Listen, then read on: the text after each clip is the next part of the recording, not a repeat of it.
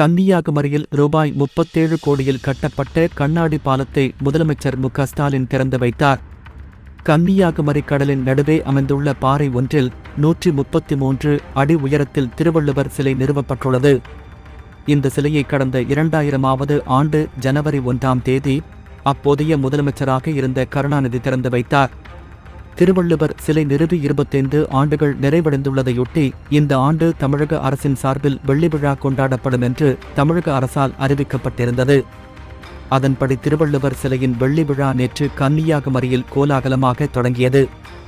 இந்த விழாவில் பங்கேற்பதற்காக தமிழக முதலமைச்சர் மு.க.ஸ்டாலின் நேற்று மதியம் தூத்துக்குடியில் இருந்து கார் மூலம் கன்னியாகுமரி வந்தார்.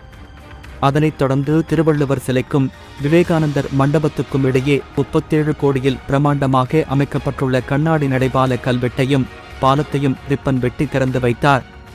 பின்னர் அந்த பாலத்தில் நடந்து சென்று பாலத்தில் பதிக்கப்பட்டு இருந்த கண்ணாடி வழியாக கடல் அழகினை ரசித்தார்.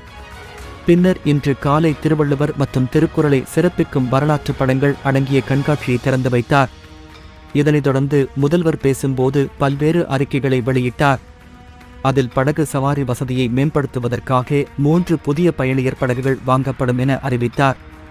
மேலும் கன்னியாகுமரி பேரூராட்சி நகராட்சியாக தரம் உயர்த்தப்படும் எனவும் அறிவித்தார்.